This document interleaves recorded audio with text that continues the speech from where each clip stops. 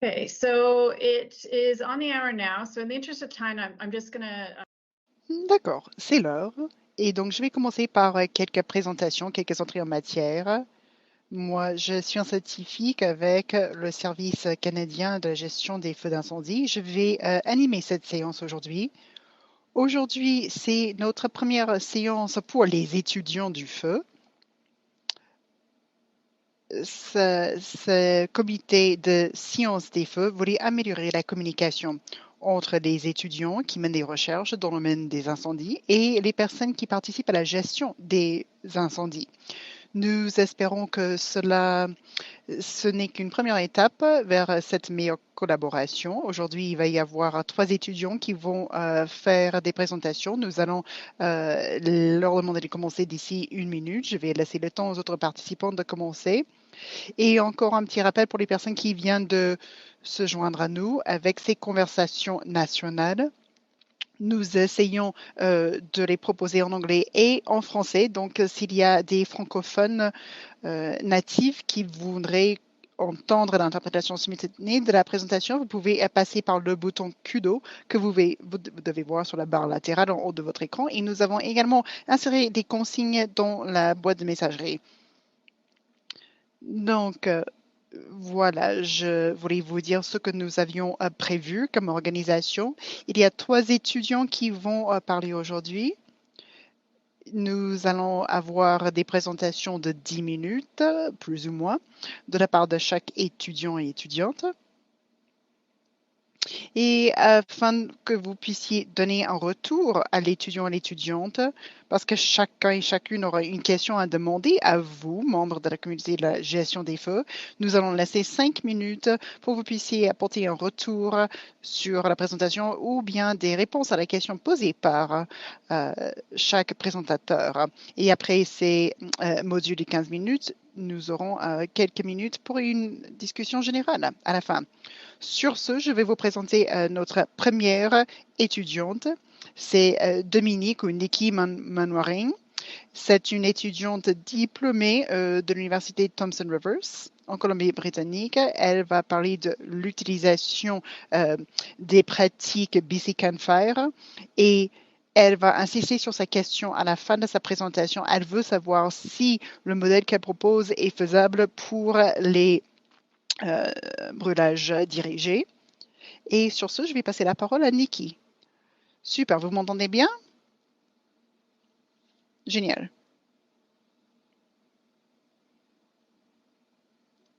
Merci de me dire quand vous voyez la diapositive. Très bien, ça a l'air bon. Formidable. Bonjour tout le monde.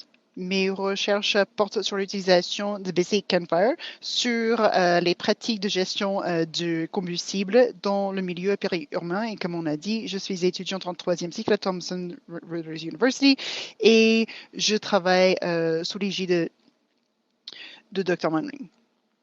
Si vous n'avez pas lu la fiche biographique, je vous explique les questions principales posées par mes recherches. Je vais vous donner des informations sur le site, mes méthodes, notamment le modèle que j'utilise, et les données de sortie sur lesquelles je vais insister dans le cadre de ma thèse doctorale. Et puis, je vais faire une synthèse. Donc, moi-même, encore une fois, je suis étudiante en master en sciences, mais j'ai également fait un bachelor en sciences des ressources naturelles.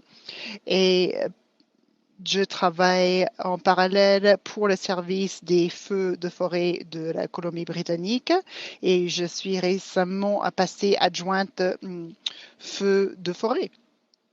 Et lors de mon périple scolaire, j'ai décidé de fusionner mes études avec mes centres d'intérêt, c'est-à-dire les feux de forêt. Et moi, je veux être utile. Donc, j'ai demandé aux personnes qui travaillent dans ce domaine depuis même avant ma naissance. Donc, je leur ai demandé qu'est-ce qu'il vous faut. Et on m'a dit que la question essentielle, c'est est-ce que nos pratiques de gestion de combustible en milieu périurbain vont marcher? Pendant combien de temps ça va marcher? Quelle sera la durée utile des résultats de ces études? Et donc, moi, j'ai comme objectif l'identification d'une manière facile, accessible pour prédire le comportement des feux dans le milieu périurbain. Moi, j'ai mis ma première question en jaune parce que nous voulons savoir si la gestion du combustible en milieu périurbain va réduire l'intensité et la propagation des feux. Et puis, deuxième question, quelle est la durée utile de ce travail? Donc, après les récoltes ou après les brûlages dirigés, pendant combien de temps faut-il attendre avant de recommencer des techniques? Et puis, je veux savoir également s'il sera utile de planter des essences à feuilles caduques, c'est-à-dire est-ce que ça va réduire le comportement des feux? Est-ce que ça va augmenter la durée utile des pratiques? Donc, voici le site. Si vous ne connaissez pas la Colombie-Britannique, l'étoile se trouve dans la zone de 100 000 du feu. Moi, mon site d'études se trouve vers le sud et il s'agit de 74 hectares, 4 blocs de gestion. Donc, 3 sont gérés comme parc de Tremble et la partie en jaune que vous voyez, c'est un coupe-feu ombragé où nous allons planter des essences feuillues. Donc, pour le brûlage dirigé que j'ai obtenu, j'ai analysé la consigne de brûlage dirigé pour savoir à quoi ça doit ressembler avant la récolte et post-récolte et j'ai résumé cela. Donc, ce sont les valeurs que je vais utiliser dans mon modèle. Donc, pour le coupe-feu ombragé, je vais faire un essai de 50% d'enlèvement des espèces de conifères et également 80% d'élimination des espèces de conifères.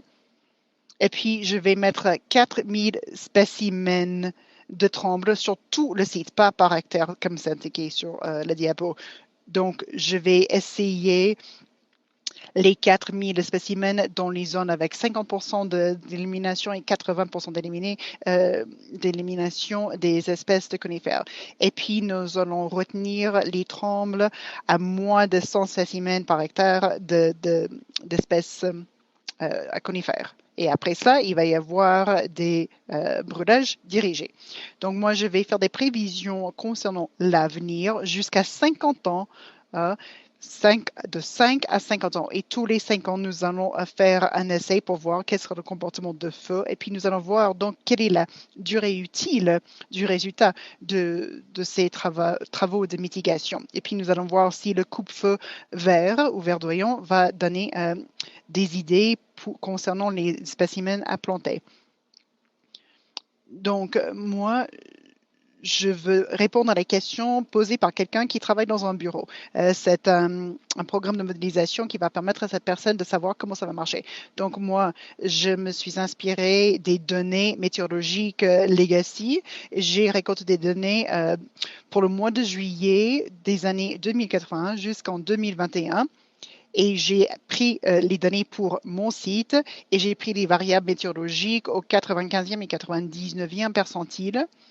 Et puis, pour ce qui est des prévisions climatiques pour l'avenir, moi, je me suis fiée à Climate BC et j'ai prévu une augmentation de 2 degrés pour le mois de juillet en 2050 et 2,2 pour l'année 2080. Et je vais essayer ces variables pour tout le site. Comment est-ce que j'obtiens ces sites? Moi, je travaille sur les incendies en été, donc je n'ai pas vraiment le temps d'aller faire des essais. Donc, moi, j'utilise Tipsy. Tipsy, c'est encore utilisé en Colombie-Britannique pour les prévisions des peuplements et des rendements. Vous saisissez vos données et cela vous donne toutes les informations concernant les biomasses. Et puis, le modèle que j'utilise est en développement. Je le fais avec Dr. Bill de Groot. Ça s'appelle BC Campfire. C'est un outil de comportement de feu qui permet de prévoir les effets des feux de forêt. Si vous ne connaissez pas Campfire, il y a eu une première version qui mettait l'accent sur les espèces de conifères traditionnelles, les sapins, les épinettes, etc. Et puis les données de sortie ont été publiées en 2005. Cela a donné lieu à un algorithme que l'on utilise pour les données de sortie. Et bien sûr, on utilise nos indicateurs de prévision de comportement de feu comme partout au Canada. Et BC Campfire, c'est une adaptation de ce modèle Canfire. Pour les 3 espèces que j'ai sur mon site, l'épicier d'Engelmann, le sapin de Douglas et le pin tordu, plus les trembles. Donc moi, je peux obtenir des informations de biomasse. Et encore une fois, les données de sortie, ce sont les équations qui sont en train d'être analysées.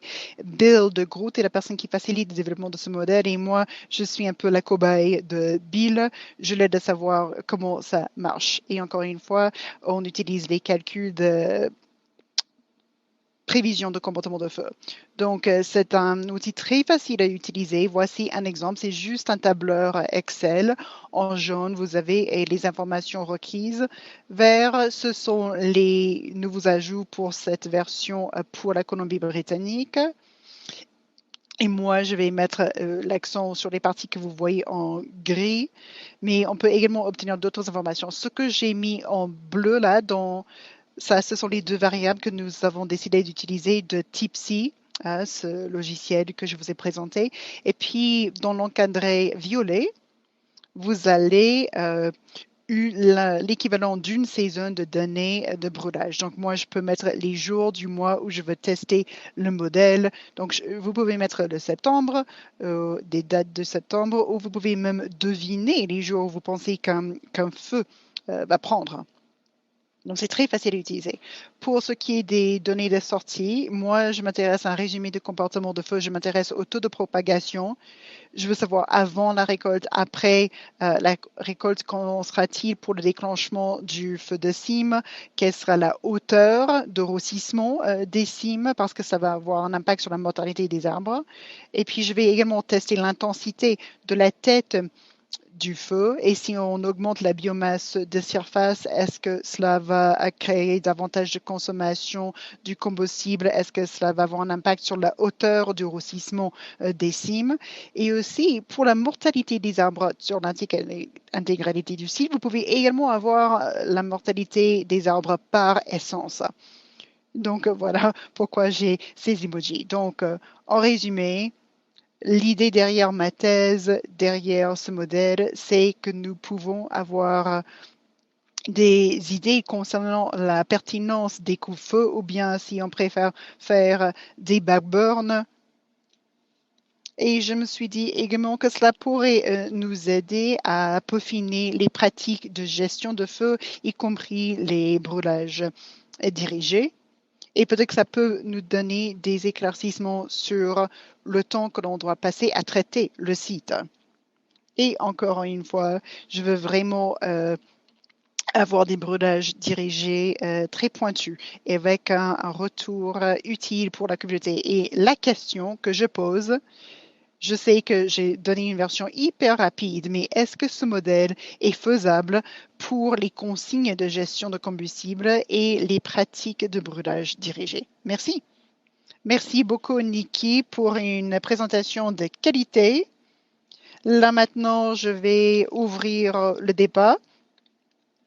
Est-ce que les personnes ont des idées à donner à Nikki? Est-ce que vous avez une réponse à cette question? Est-ce que vous avez d'autres remarques concernant le travail qu'elle fait? Et est-ce qu'il y a un lien avec le travail que vous faites du côté opérationnel? Donc, vous pouvez lever la main ou bien vous pouvez saisir un commentaire dans le chat pour aider Nikki.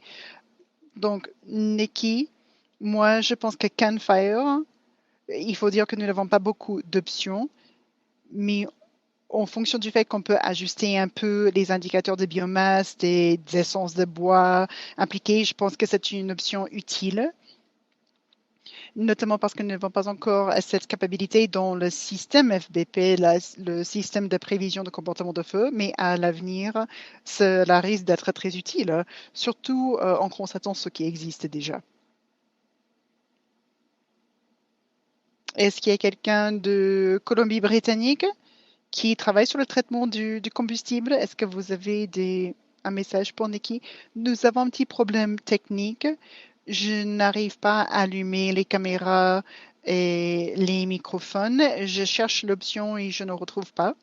Donc, je vous demande de mettre vos messages dans la messagerie. Quelle est la différence entre Canfire et Prometheus? Est-ce que vous le savez, Nikki? Prometheus est très avancé par rapport à BC Campfire. Canver, c'est un modèle des effets de feu. Ce n'est pas un système de cartographie ni de cartographie prédictive. J'espère que j'ai répondu à votre question. Et quel est le timing de votre projet? Quand est-ce que vous allez commencer à répondre à vos questions? Moi, j'ai terminé à 50% environ et je pense que d'ici la mi-décembre, j'aurai tous mes résultats. C'est bien. Il y a une autre question. Est-ce que vous pouvez proposer vos coordonnées? Il y a un collègue qui voudrait bavarder avec vous sur votre modèle. Oui, oui, bien sûr, je peux le faire. D'accord. Quelqu'un d'autre? Merci, c'est intéressant. Est-ce que vous savez si vous aurez des résultats différents en fonction des espèces d'arbres? Oui. Oui, parce que les arbres ne brûlent pas tous de la même façon. Je ne sais pas comment vous voulez que je réponde à la question, mais oui, je suis sûre que les essences d'arbres vont donner des résultats différents. Donc, nous savons que les types différents de combustibles ont des coefficients différents en fonction de leur biomasse déjà dans le système FBP, le système de prédiction de comportement de feu du Canada. Est-ce que vous pouvez saisir les données spécifiques au site comme l'espacement des spécimens ou la pente? Non, ça c'est un inconvénient de CANfire. Vous pouvez manipuler seulement le pourcentage des espèces par hectare. Vous pouvez mettre également la valeur du site et vous pouvez manipuler la hauteur des cimes. Donc ça, c'est la seule chose que vous pouvez changer au sein du modèle. Merci beaucoup, Nikki. Le temps imparti s'est écoulé. S'il y a du temps à la fin, vous pouvez poser davantage de questions à Nikki. Merci, Nikki.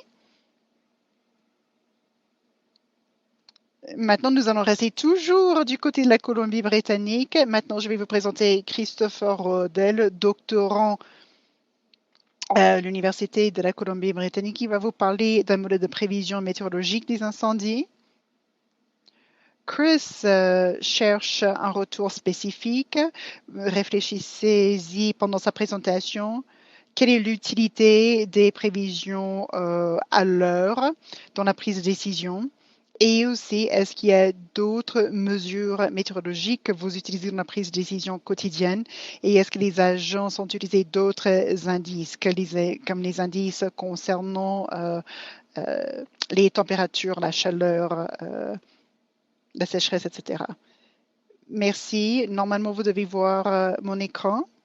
Oui, tout est bon. Excellent. Merci. Je vais donc démarrer mon chronomètre parce que je dois m'autogérer. Je m'appelle Christopher Rodel. Je suis doctorant à l'Université de la Colombie-Britannique, Roland Stoll, dans le département des sciences atmosphériques et le directeur de ma thèse doctorale. Donc, si vous avez déjà assisté à ma présentation lors de la conférence nationale des incendies, vous aurez déjà vu cette présentation.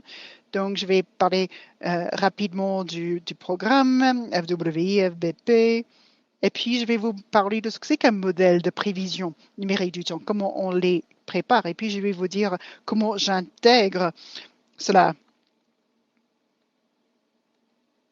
Maintenant, je vais vous parler d'une interface utilisateur sur Internet que l'on peut utiliser. Je vais vous montrer comment vous pouvez voir la performance en temps réel du modèle lors des opérations quotidiennes. Et puis, on va voir les prévisions de pointe. Et puis, je vais vous parler de mes projets pour l'avenir, y compris une meilleure comptabilité. Puis, je vais vous parler de quelques techniques de réduction d'échelle que je vais utiliser pour obtenir plus de granularité. Donc, je vais plonger au vif du sujet.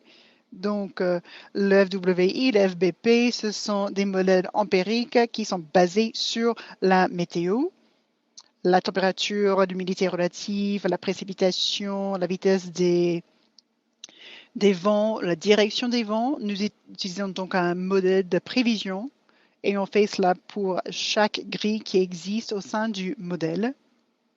Donc, on fait des prévisions pour chaque point On utilise le modèle pour tenir compte des taux d'humidité pour les calculs concernant le lendemain. Et on essaie de faire ça chaque heure. On essaie de prendre des données météorologiques par heure et de faire évoluer le modèle et la prévision. Les autres mesures sont prises seulement une fois par jour. Donc, dans un modèle numérique, je vais vous donner un peu comment cela marche. Tout d'abord, il faut parler de l'assimilation des données. Ça, c'est un aspect critique. Donc, l'assimilation des données, c'est un travail collaboratif. Vous avez des stations d'observation sur le terrain, comme vous le faites tous les jours avec vos postes d'observation des feux, et puis les aéronefs qui collectent des données en temps réel lors des survols des buées dans les océans. Et tout cela crée un flux centralisé de données. Et on utilise des techniques très sophistiquées pour faire des interpolations qui donnent une grille tridimensionnelle. Et ça, c'est le modèle que nous utilisons. Et nous utilisons des choses concernant l'élan, l'énergie, la masse pour prédire le comportement dans le temps. Donc, cela nous donne la meilleure information possible concernant l'état de l'atmosphère à un moment donné. Et puis, on utilise ces données et le modèle et ces algorithmes pour prédire la météo à un moment donné. Ce que vous voyez ici, c'est un graphique qui parle de la précision d'une prévision météorologique de manière générale. Cela signifie que les prévisions sont très précises.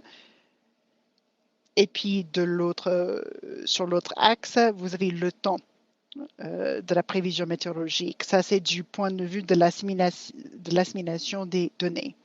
Donc, juste après l'assimilation des données, les prévisions sont très précises, très performantes, mais cela diminue rapidement au fil des minutes et des heures. Donc, parce qu'il y a certaines conditions de généralisation qui font défaut.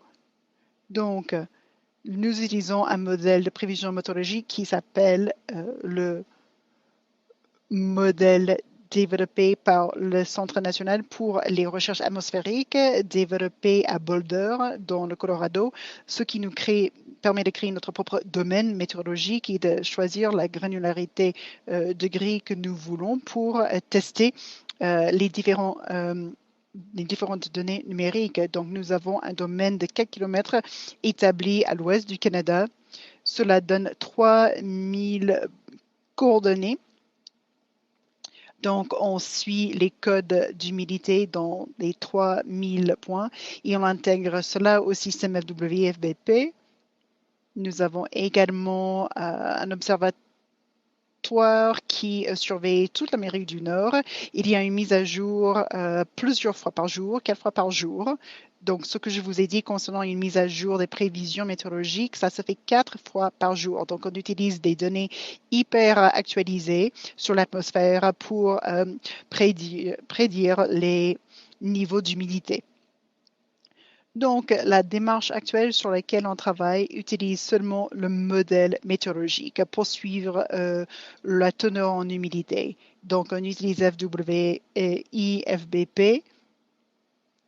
Et encore une fois, donc on continue à faire des itérations et on fait ça 4 fois par jour et on se dit que cela nous donne une bonne représentativité de l'état de l'atmosphère à ce stade-là pour avoir une bonne distribution spatiale sur la météo au-dessus de l'Amérique du Nord pour mieux refléter les teneurs en humidité.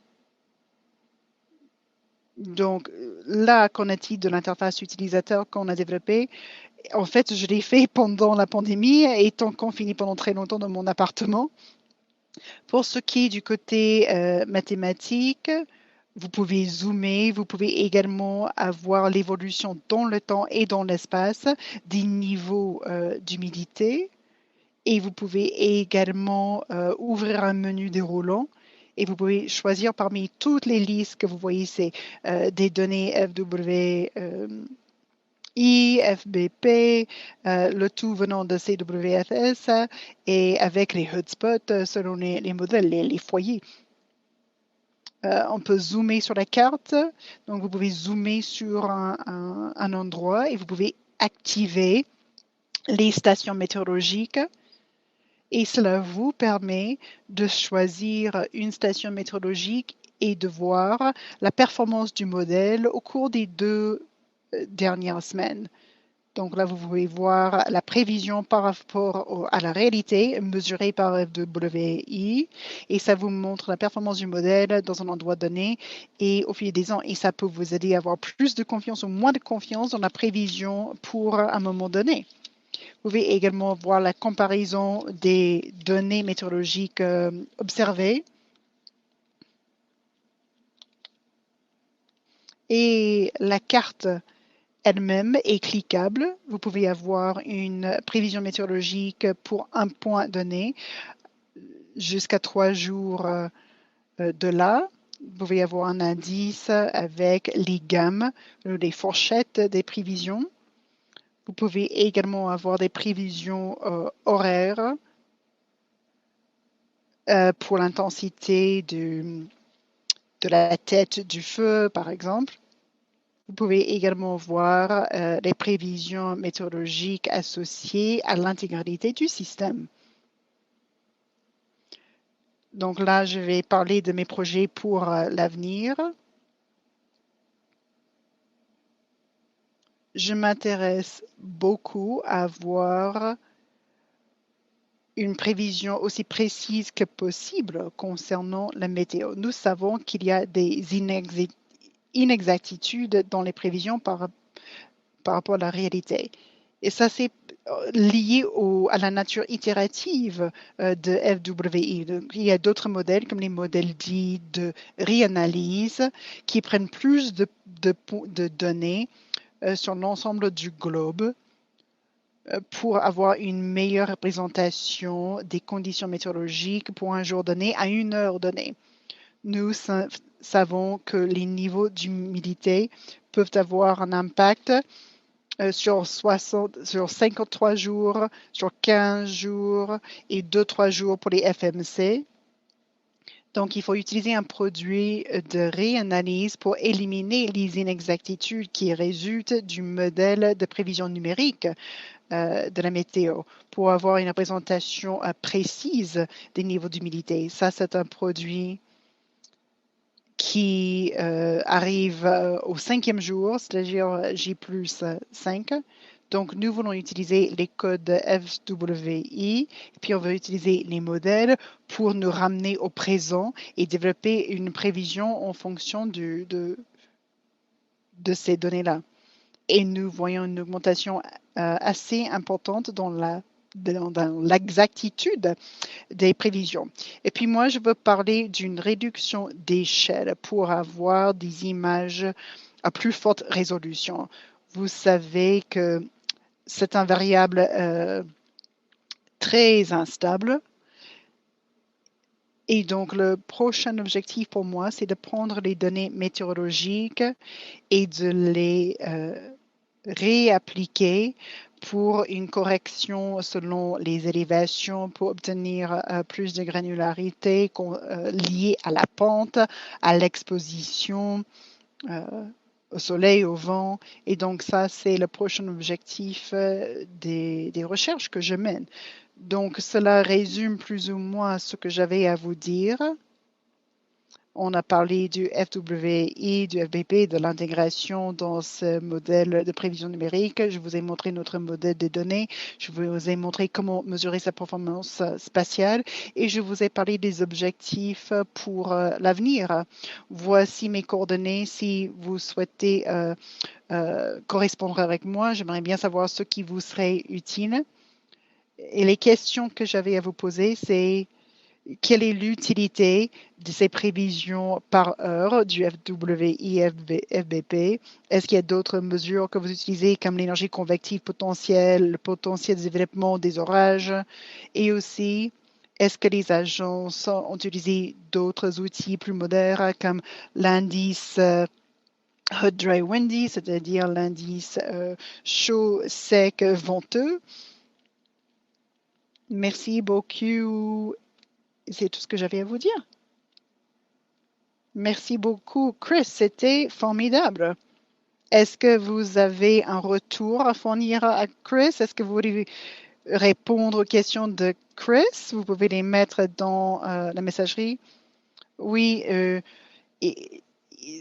on peut également avoir une meilleure résolution au-delà de la résolution à 250 mètres pour le terrain. Vous pouvez peut-être faire un suivi auprès de Cheng Li concernant cela.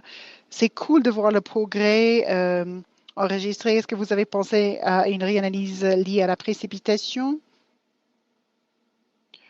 Parce qu'on continue à intégrer ces données. Moi, je me dis que ces réanalyses vont s'améliorer. Je suis désolée, moi, j'ai été bottée de la réunion parce que j'ai eu une mauvaise connexion Internet. Est-ce que vous pouvez répéter la question? Oui, bien sûr. Michael Smith dit que c'est vraiment chouette de voir le progrès de votre projet. Est-ce que vous avez pensé à CAPA, l'analyse canadienne des précipitations pour la réanalyse? Et je demande parce que on continue à intégrer davantage de données des partenaires et je pense que la qualité de la réanalyse va s'améliorer. Oui, on avait pensé à CAPAI. Je vais tester CAPAI pour voir quel est le produit de réanalyse des précipitations qui est le plus efficace. Euh, Évidemment, les précipitations, c'est le variable à plus fort impact, donc c'est le variable qui compte le plus. Donc, il importe vraiment de trouver son exactitude. Donc, utiliser ces réanalyses pour enlever les manques de précision. Il y a également Global H2O qui intègre CAPA et les autres données satellitaires comme iMerge et on utilise le radar et les stations d'observation sur le terrain. Donc, moi, je vais utiliser et tester tous ces modèles parce que on dit que ce sont les meilleurs. Donc, je veux savoir quel est vraiment le meilleur. Et puis, les opérations. Je veux que cela reste très opérationnel. Donc, il y a la disponibilité des données, la fiabilité des données, la rapidité avec laquelle on peut obtenir les données. Et je veux être sur la bonne voie. Oui, j'allais vous poser la question aussi parce que c'est ce que j'ai trouvé. C'est que les précipitations peuvent faire toute la différence. Et je pense que c'est l'élément essentiel pour les codes d'humilité. Donc voilà, nous n'avons plus de temps pour discuter du projet de Chris, mais nous allons revenir à cela dans le cadre du débat général à la fin. Ainsi, si vous avez d'autres questions pour Chris, vous pouvez vous les lui poser. Il y a une question qui vient d'arriver dans la messagerie, mais on va y revenir après la présentation de Mélanie. Merci, Chris. Maintenant, nous allons écouter Melanie Whitney, qui est doctorante à l'Université de Toronto. Elle s'intéresse à l'efficacité des avions citernes et pendant la présentation, voici les questions auxquelles il faut réfléchir. Elle veut savoir, par exemple, comment est-ce qu'on peut isoler l'efficacité des avions citernes utilisant les données historiques, de sorte qu'on puisse démontrer le lien entre une meilleure suppression et une meilleure réussite. Donc, sur ce, je vais passer la parole à Mélanie.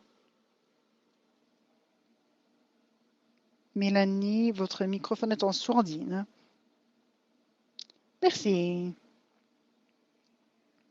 Bonjour tout le monde, je m'appelle Mélie. Je vais vous parler de l'efficacité des avions citernes. Notamment, on va parler de l'augmentation de l'effort et de la diminution du succès, ce qui est un paradoxe. Ça fait partie de ma thèse doctorale. J'utilise les données d'émission des avions citernes dans l'Ontario pour savoir quel est l'impact de la suppression des avions citernes sur l'attaque initiale. L'attaque initiale, c'est l'action d'extinction initiale qui vise à maintenir les incendies à un faible niveau. Ça, c'est l'objectif.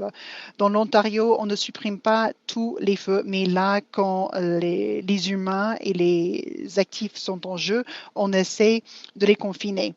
Donc, souvent, on parle souvent d'une réussite de l'attaque initiale lorsqu'on réussit à maîtriser lors de l'attaque initiale.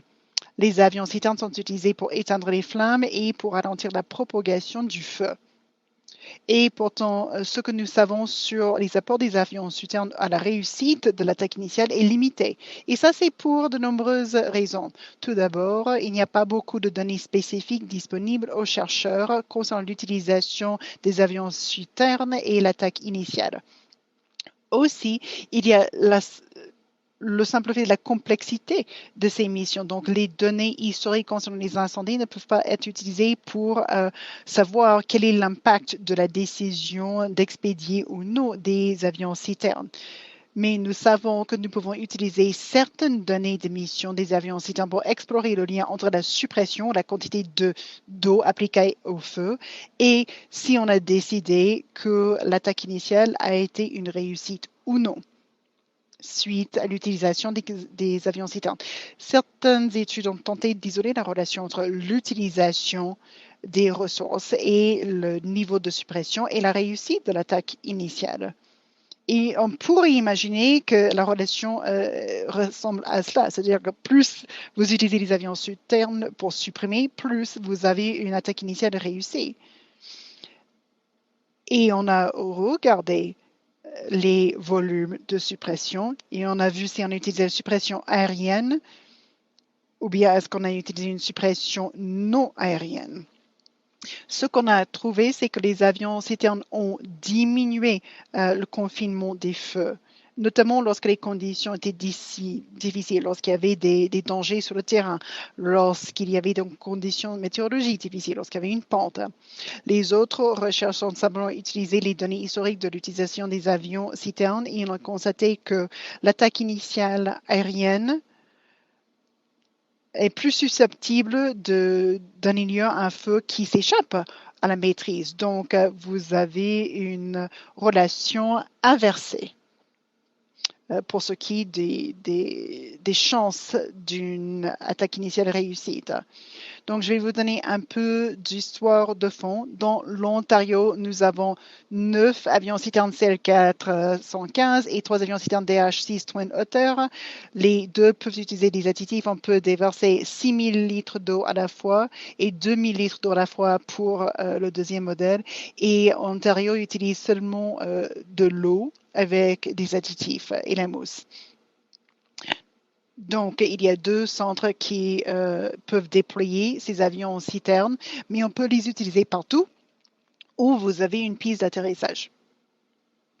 Et les avions citernes sont toujours accompagnés d'un avion Bird Dog avec un officier d'attaque aérienne.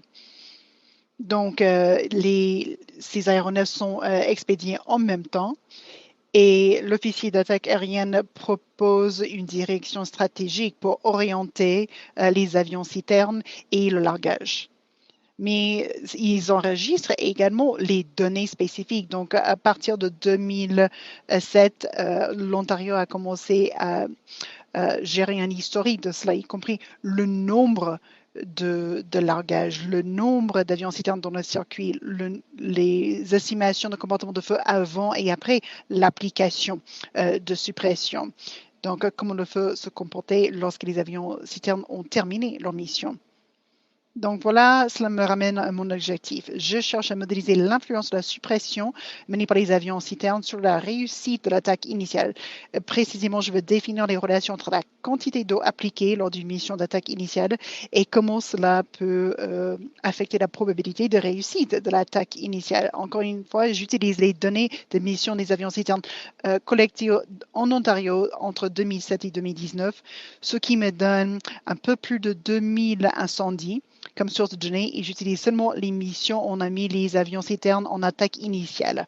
Je ne m'intéresse pas aux missions qu'on a envoyées par la suite, les avions citernes. Donc, j'utilise des modèles de régression logistique pour identifier les variables liées au feu, à l'environnement et à la suppression en tant que facteur de prédiction. Donc, essentiellement, je m'intéresse à tout ce qui devrait avoir un impact sur une maîtrise réussie du feu. Donc, c'est la taille du feu, les observations du comportement de feu, quelle était la vitesse de propagation, quel était le rang du feu avant les actions de suppression. J'utilise les indices du CFF-DRS. J'utilise également des facteurs environnementaux comme le type de carburant, le lieu de l'incendie, quels sont les plans d'eau où s'approvisionnent les avions citernes. Et je vois également quelles sont les choses qui pourraient enlever l'utilité Et puis, je m'intéresse aux facteurs de suppression, bien sûr, le nombre de largages par avion-citerne, le volume de chaque charge, le nombre d'avions-citernes et la durée de mission. J'utilise un indicateur binaire de réussite ou d'échec. Je voulais savoir si le feu était maîtrisé le lendemain de l'attaque initiale. 30% des incendies en Ontario ont reçu un soutien par avion-citerne.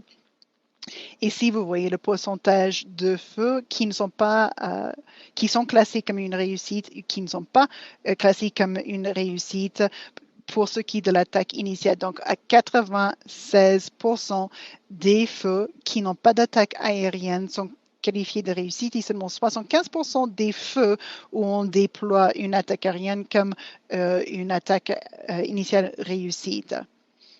Cela devrait nous aider à savoir vers quel incendie déployer cette attaque initiale aérienne.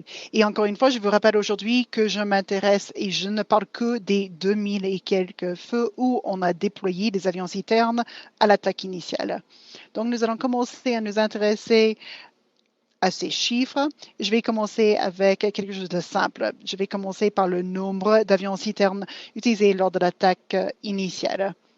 Donc, ça, c'est le modèle avec la probabilité de réussite de l'attaque initiale. Plus vous augmentez le nombre de ressources aériennes, plus vous diminuez les chances de réussite. Alors qu'on pourrait croire que c'est dans le sens inverse. Mais en fait, il y a beaucoup de choses qui se passent qui ne sont pas captées au sein de ce modèle.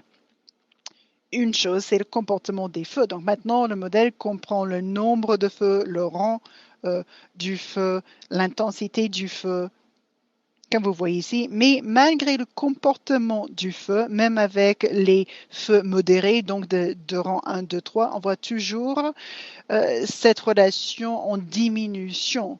Et c'est difficile de documenter tout cela et de l'intégrer dans les modèles parce qu'il y a toujours le facteur humain. On peut raffiner un peu notre analyse pour voir le volume de charge largué lors de l'attaque initiale, ce qui tient compte du fait que nous avons des types différents d'aéronefs citernes. Donc, encore une fois, nous voyons une diminution des chances de réussite, ce qui est contre-intuitif. Et nous voyons la même chose même si on tient compte du comportement du feu. Donc, là, nous pouvons voir la relation en fonction de la taille du feu. Donc, cela nous donne une idée concernant l'envergure du feu à l'attaque initiale. On voit toujours une diminution de réussite plus vous augmentez la suppression par application d'eau par aéronef citerne. Et là aussi, je tiens à souligner qu'il est très facile de se tromper en mettant les données dans un modèle. Je n'utilise pas des artefacts, j'utilise de vrais chiffres historiques. Donc là, on regarde les données brutes pour le volume total largué à l'attaque initiale et les attaques initiale réussie. Donc là, vous avez en décile le volume des charges en litres. Et moi, je mets ça en relation avec les attaques initiales réussies. Et on voit toujours une diminution avec plus d'application d'eau. Donc, j'ai essayé de raffiner les données pour identifier un sous-groupe de feux où la suppression a marché. Donc, pour les feux qui ont été maîtrisés de manière réussie, j'ai mis le 672 feux et là, je cherchais au sein de ce groupe des données utiles. Et là, vous pouvez voir que c'est assez bruyant, c'est très dispersé comme données. Quand nous groupons la taille du feu à l'attaque initiale en catégories, la plupart de nos données, c'est ici et là-bas. Et pourtant, nous commençons à avoir une augmentation en hausse. Plus le feu est grand, plus la suppression aérienne est utile, mais ça reste encore très dispersé. Mais encore une fois, vous avez des données confuses. notamment pour les feux de rang 1 et de rang 2. On voit une augmentation, mais il n'y a pas beaucoup de différence entre les feux de rang 1 et de rang 2. Là, on voit quand même une relation physique un peu plus définie concernant l'application de l'eau, et c'est seulement pour ce groupe de feux qui ont été classés comme une réussite à l'attaque initiale. Alors, qu'est-ce que cela signifie tout cela? La modélisation de l'influence de la suppression des avions citernes sur la réussite de l'attaque initiale est difficile. Et je dis que c'est difficile parce que je n'ai pas réussi à isoler une relation logique entre la quantité d'eau appliquée à l'attaque initiale et une augmentation des chances de réussite de l'attaque initiale, même quand je tenais compte du comportement de feu et de la taille du feu. Ce qui nous montre qu'il est très difficile de prendre les bonnes décisions et cela met l'accent sur l'importance d'identifier des relations logiques, prévisibles et stables pour créer des modèles prévisibles et précis. Donc, si vous essayez, par exemple, de parler sur des modèles qui vont prédire l'efficacité de votre démarche, mais ce que j'ai vu ici, c'est en utilisant ces modèles de base de données avec la reconnaissance des tendances et des motifs, on a des problèmes à interpréter les résultats. Donc, je vais clôturer en vous posant ma question. Quelles sont les informations qui manquent dans mon cadre analytique qui font que ce résultat de gauche, qui est basé sur les données, devient le résultat que vous voyez sur la droite? Parce que sur la droite, ça c'est ce qui est logique selon nos connaissances, mais sur la gauche, vous avez ce que les données nous montrent. Donc, sachant que j'ai tenu compte de beaucoup de facteurs, je sais que je n'ai pas pu décrire en profondeur tous les facteurs dont j'ai tenu compte, mais comment est-ce que je peux créer un meilleur modèle pour montrer l'efficacité d'une attaque initiale aérienne et le confinement du feu? Merci beaucoup pour une présentation brillante.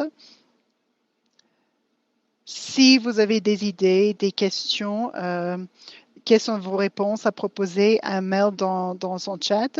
Et je sais que Heather a dit que vous pouvez lever la main maintenant si vous voulez.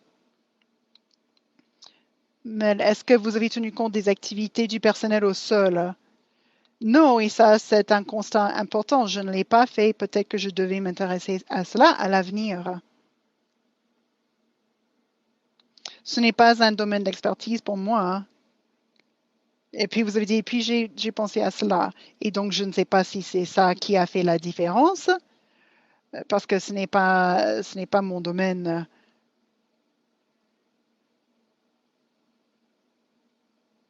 Gene Walters, je ne sais pas si c'est concernant, si c'est concernant l'autre présentation, c'est la main nature qui arrive toujours en dernier, qui a toujours le dernier mot. Est-ce qu'il y a d'autres commentaires?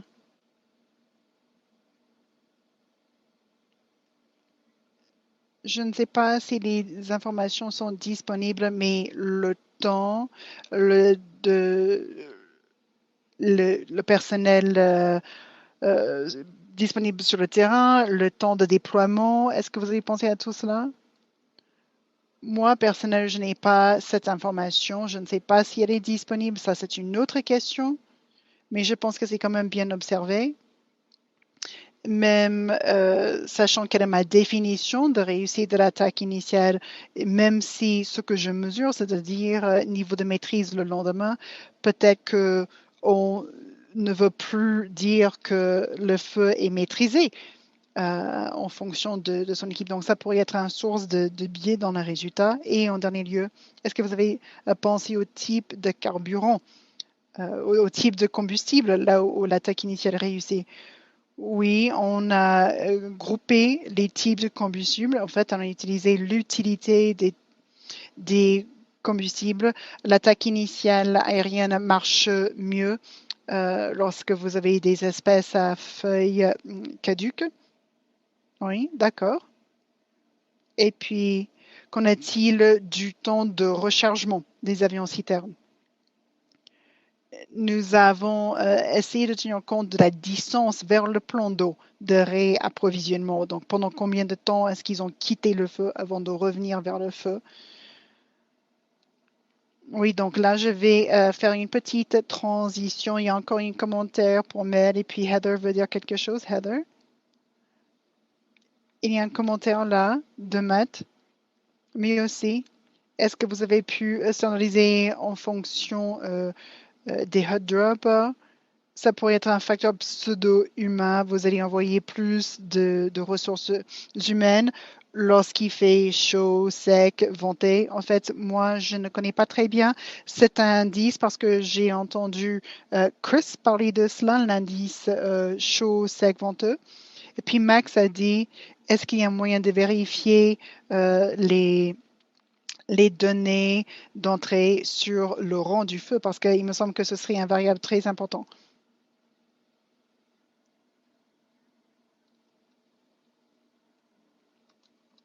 C'est-à-dire vérifier pour les convertir en intensité de feu. Matt, est-ce que vous voulez faire un autre commentaire ou comparer cela au modèle FBP, prévision de comportement de feu? Moi, je n'ai pas des photos, mais ce serait sympa de pouvoir le faire, de créer une expérience. À l'avenir, on pense au système FBP pour l'heure d'attaque quand l'officier a classé le feu et comparer cela au système FBP, ça pourrait être intéressant. Et puis, on pourrait également savoir, on a donné un rang, on a donné un type de combustible et on peut tenir compte de cela dans notre modèle de prévision d'intensité. Donc, je vais marquer une pause. Nikki et Chris, je vous demande d'allumer vos caméras. Et Mélanie et Chris, mettez vos adresses mail dans le chat si on veut faire un suivi avec vous. Et aussi, la présentation est enregistrée. Nous allons poster ça sur le site web du centre. Donc maintenant, nous allons ouvrir la parole à tout le monde si vous avez d'autres questions. Il y a eu quelques questions posées pour Mal ici, donc je vais continuer avec cela. Et puis, si vous en avez d'autres à poser, il vous reste 9 minutes. Quelqu'un essaie de parler?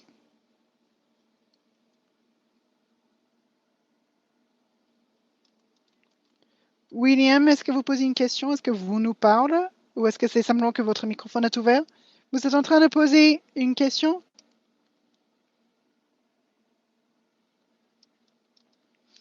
Donc, je ne connais pas très bien l'utilisation des avions citernes en Ontario, mais avec les petites charges, quelle est la différence d'impact entre les aéronefs à petite charge par rapport aux aéronefs à grande charge? Moi, je n'ai pas pensé à cela, je n'ai pas fait cela, ça pourrait être intéressant parce que vous avez deux modèles avec des capacités différentes.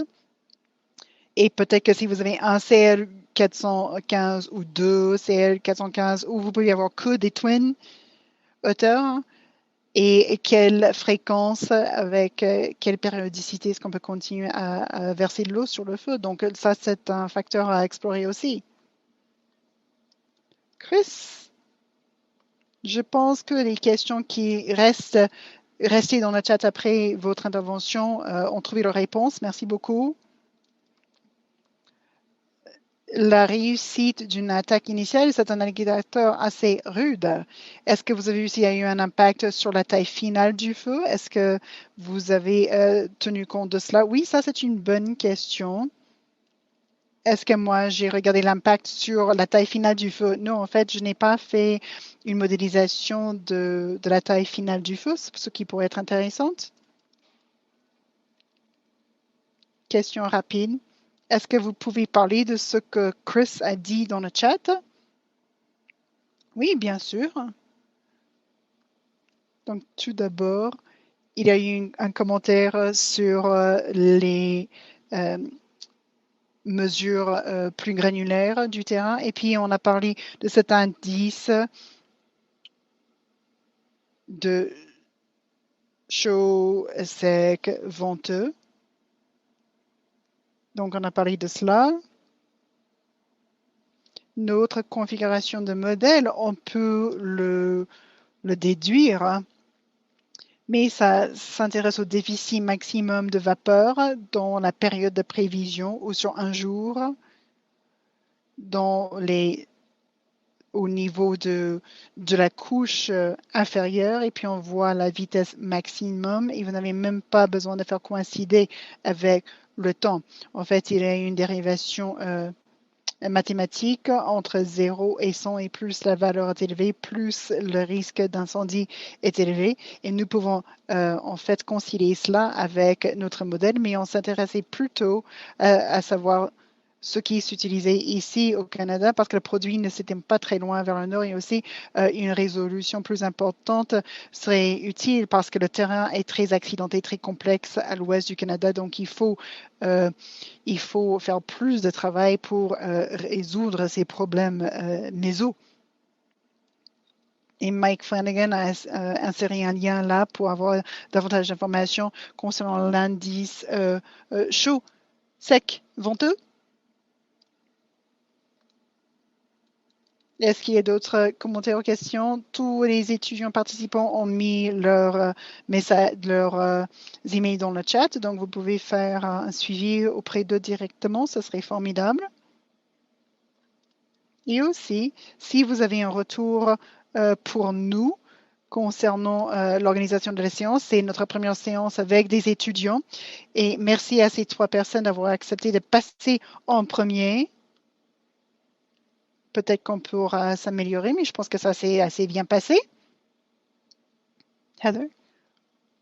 Oui, pour Nikki. Je vais dire que les agences de lutte des incendies s'intéressent beaucoup aux outils.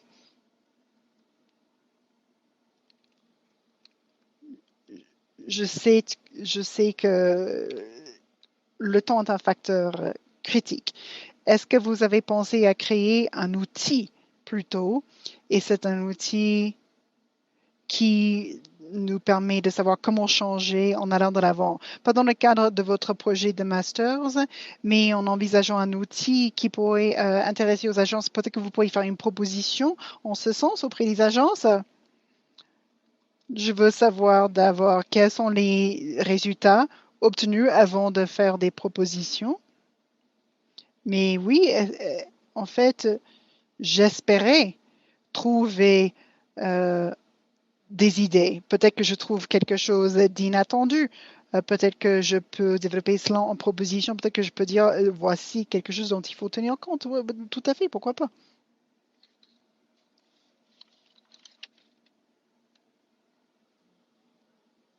Pour les quelques minutes qui restent,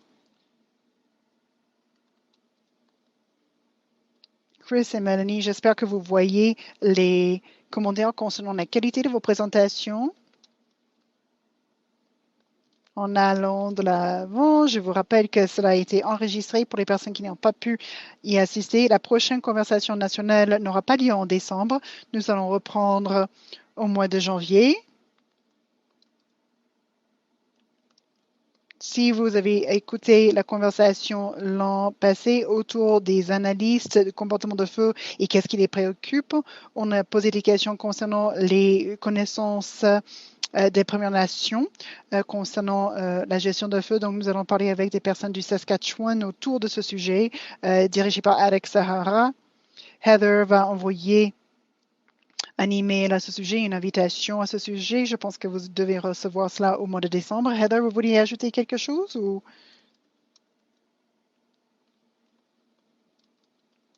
Nous avons déjà envisagé la prochaine conversation. C'est juste la date qui n'a pas été fixée. Il va y avoir une conversation en janvier et chaque mois jusqu'au mois de mai, je pense. Donc, dans les semaines à venir, vous allez recevoir un gros courrier de moi. Si vous vous êtes inscrit pour une conversation, vous serez sur la liste de diffusion. Toutes les personnes qui se sont inscrites vont également recevoir un lien vers les conversations enregistrées. Je vois qu'il y a une autre question. Mélanie? Une question. Est-ce que vous avez cherché à stratifier les résultats concernant les indices pour savoir si la météo elle-même donne, donne un effet sur la réussite? Oui, ça c'est une bonne question. En fait, j'ai fait cela. Moi, j'ai regardé les différents indices météorologiques. Il n'y avait aucune tendance claire concernant la diminution ou l'augmentation. On a vu toujours cette tendance de diminution des chances de succès. Mais aussi, j'avais une question. Parce que nous savons que nous déplaçons les avions citernes à travers le pays. Je ne sais pas s'il y a des différences entre les provinces, si vous avez connaissance de cela. Est-ce que ces mêmes tendances vont s'appliquer à d'autres provinces ou pas? Ah, ça, c'est une question intéressante. Et en fait, je ne sais pas beaucoup parce que je ne connais pas très bien les opérations des avions citernes en dehors de l'Ontario. Je pense que ce serait très bien de savoir comment ça marche dans les autres provinces, notamment parce que c'est unique en Ontario, parce que la distance moyenne est 5 ou 6 km vers le plan d'eau, ce qui fait que le largage a lieu toutes les 2 ou 3 minutes en moyenne. Et je pense qu'on ne verra pas ça forcément dans les autres provinces. Donc, ce serait intéressant de voir le rapport entre la maîtrise du feu et le cycle de circuit. Après le doctorat, n'est-ce pas? Oui. Les résultats sont en ligne avec les autres recherches menées dans le cadre de la suppression. C'est-à-dire les êtres humains ajoutent plus de ressources de suppression quand le feu s'empire pour réagir à un feu terrible qui s'empire. Oui, c'est cela.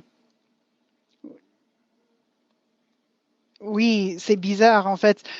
C'est un feu qu'on n'arrive pas à maîtriser et donc on y met plus de ressources et donc en fait, en quelque sorte, c'est intuitif, mais c'est intéressant de penser à incorporer ces modèles dans nos modèles de croissance de feu. Mais c'est quand même très difficile d'organiser tout cela. Super. Sur ce, merci à tout le monde pour la participation. Merci aux 3 intervenants. Vous avez fait un travail super. Matt, encore une remarque sur le service Kudo. Nous avons eu 3 présentateurs en anglais. L'idée, c'était d'interpréter tout cela en français. Mais pour les personnes qui pensent faire une présentation, mais vous préférez présenter en français, cela est également possible. Ça fait partie du service. On peut faire interpréter du français vers l'anglais. Donc, j'espère que ça va ouvrir la voie aux personnes qui ont pensé à faire une présentation, mais qui n'étaient pas à l'aise en anglais. Oui, c'est très bien observé. Merci pour cette remarque, Matt. Heather, vous avez quelque chose à ajouter? Non, moi je dis merci à Matt d'avoir mentionné cela. Je l'apprécie beaucoup. Cool. Alors merci à tout le monde et bonne fin de journée.